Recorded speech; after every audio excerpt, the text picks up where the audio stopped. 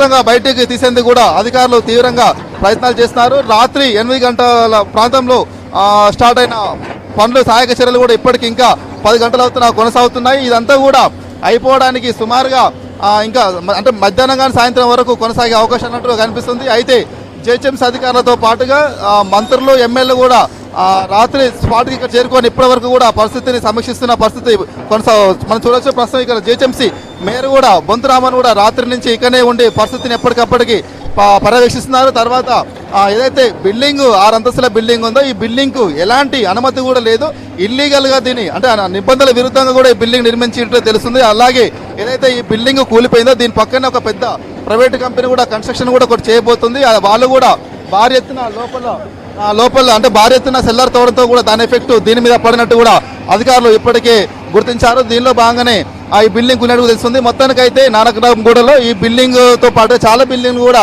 ఇక్కడ మనం చూసుకోవచ్చు. చాలా వరకు నిబంధనల విరుద్ధంగా ఉన్నాయి. ఇక్కడ రాత్రి నుంచి ఇప్పటి వరకు 10 గంటలు అవుతున్న సహాయక చర్యలు స్లోగా కొనసాగుతున్న పరిస్థితి ఉంది. ఎందుకంటే ఇక్కడ ప్రాంతం అంతా కూడా చాలా కంజెస్ట్గా ఉంటుంది. ఎందుకంటే ఇక్కడ సరైన ఒక 10-20 ఫీట్స్ రోడ్డు కూడా ఉండదు. మొత్తం కంజెస్ట్గా ఉండడంతో ఈ ప్రాంతం అంతా కూడా సహాయక చర్యలు చేపట్టడానికి ఇబ్బంది అవుతుంది. ఇక్కడ రాత్రి నుంచి కూడా జిహెచ్ఎంసీ మేయర్ ఇక్కడనే ఉండి పరిస్థితిని సమీక్షిస్తున్నారు. ఆయన అడిగి మరిన్ని విషయాలు తెలుసుకుందాం.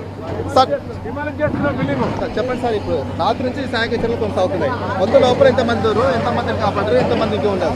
లోపల ఇంకా ఒక 10 మంది దాకా ఉన్నారని చెప్పి ప్రాథమిక అంచనా ప్రకారం ఉంది. ఒక 2 మాత్రం బయట తీయడం జరిగింది. ఇంకొక డెడ్ బాడీ కూడా ఐడెంటిఫై చేసినాం. ఇంకొక 1-2 గంటలు అయితే ఇంకో వైపు నుంచి కూడా దాన్ని రంధ్రం చేసి తీసే ప్రయత్నం చేస్తున్నాం. అది కాకుండా మరి మొత్తం బిల్డింగ్ పైన ఉన్న ఫ్లోర్లన్నీ కూడా తీయాలంటే గ్యాస్ కట్టర్స్ పెట్టి కట్ చేసి తీసే ప్రయత్నం చేస్తున్నాం. ఇంకో 1-2 గంటల్లో మనకు ఏ వైపున మంది ఉన్నారు, వాళ్ళు ఏ రకంగా వెళ్ళి తీయాలని చేస్తున్నాం. మొత్తం సిరాలు తీర్థాన్ని మాత్రం సాయంత్రం వరకు పట్టే అవకాశం ఉంది. ఇప్పటివరకు ఎంతమంది కాపాడారు? ఇప్పటి వరకు ఒక చిన్నపిల్లగాడు, ఒక తల్లిని కూడా కాపాడే ప్రయత్నం చేసినాం. వాళ్ళు సేఫ్గా హాస్పిటల్లో జాయిన్ చేసే ప్రయత్నం. అంటే ఈ బిల్డింగ్కు అనుమతి ఉందా అసలు?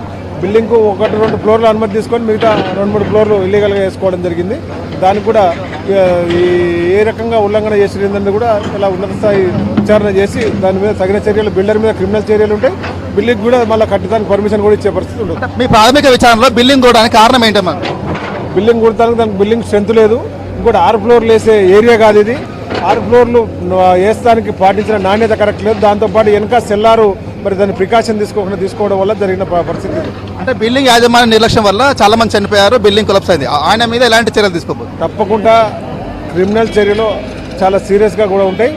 దానికి కారకమైన అందరి మీద కూడా ఉంటాయి. దానికి ఉన్న పక్కన ఎన్నుకున్న బిల్డింగ్ మీద సెల్లార్లు తీసి దానికి ఏమాత్రం సెట్ బ్యాక్ తీయకుండా సెల్లార్ కూడా తెలియదు, వాళ్ళ మీద కూడా దీనికి చర్యలు ఉంటాయి. జిహెచ్ఎంసీ మీద ఒక ఆరోపణలు వస్తున్నాయి. ఎందుకంటే చాలా వరకు హైదరాబాద్లో ఇల్లీగల్ కన్స్ట్రక్షన్ చేపడుతున్నారు. దాని మీద ఫిర్యాదులు చేసినా పట్టించుకోవడం లేదు. తర్వాత ఇలాంటి ఘటనలు జరిగినప్పుడే అడపా చర్యలు తీసుకుని తర్వాత మర్చిపోతున్న ఒక విమర్శలు ఉన్నాయి కదా. ఈ మధ్యన జిహెచ్ఎంసీ 3 రోజులలో 700 ఇల్లు కూడా కొట్టడం జరిగింది. 2 రోజుల కాంచి హెచ్ఎండిఏ కూడా ఎన్ని ఇల్లు కూడా కొడుతుందో మీరే చూస్తున్నారు. ఇలా ప్రభుత్వం సీరియస్గా ఉంది, మేము సీరియస్గా ఉన్నాం. ఎక్కడ అక్రమ కట్టాలు ఉంటే అక్కడ కూలగొట్టడానికి ఇప్పటికే కొన్ని నోటీసులు ఇవ్వడం జరిగింది, కొన్ని కూలగొట్టడం కూడా జరిగింది. ఈ సహాయక చర్యలు ఎప్పుడు కొనసాగే అవకాశం?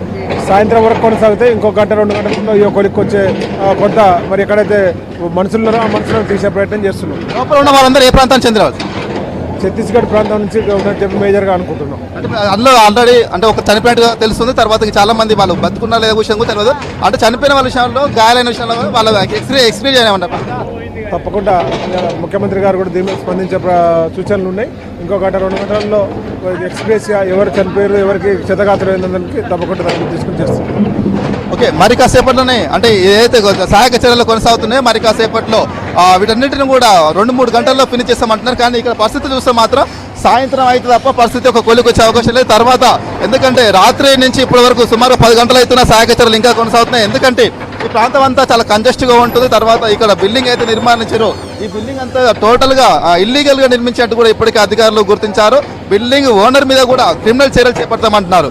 ఇప్పటి వరకు అయితే ఒక మహిళతో పాటుగా ఒక చిన్నారి అబ్బాయిని కూడా రెస్క్యూ టీం కాపాడారు. తర్వాత ఒక వ్యక్తి లోపల చనిపోయినట్టుగా గుర్తించారు. తర్వాత మరో సుమారు 10 మంది వరకు లోపల చిక్కుకున్న పరిస్థితి ఉంది. వాళ్ళందరినీ కూడా సురక్షితంగా తీసేందుకు ప్రయత్నం చేస్తారు. ప్రస్తుతం మనం చూసుకోవచ్చు జేసీబీ ద్వారా ఏదైతే కాంక్రీట్ పిల్లర్స్ ఉన్నాయో వాటన్నిటికీ తీసే ప్రయత్నం చేస్తున్నారు. అయితే ఒకేసారి అంటే 6 అంతస్తుల బిల్డింగ్ ఒకేసారి కుప్పగూలి ఒకేసారి అంటే ఒకే ప్లేస్లో పడి ముద్ద పడడంతోటి జేసీబీలను కూడా వాటి తీయడానికి కొంత ఇబ్బందికరమైన పరిస్థితి ఎదుర్కొంటున్నాయి. ఎందుకంటే రాత్రి నుంచి 10 గంటల నుంచి ఇప్పటికి కొనసాగుతున్నాయి. ఇంకా చాలా వరకు కనీసం ఒక 20-30% వరకు అయ్యాది. ఇంకా 70% వరకు ఇక సహాయక చర్యలు కొనసాగించాల్సిన అవసరం ఉంది. అంటే చాలా వరకు ఏదైతే సిమెంట్ కాంక్రీట్ సీకు కూడా ఉందో దాన్ని తీయడానికి జేసీబీకి ఇబ్బందిగా అవుతుండటంతో వాటన్నిటి కూడా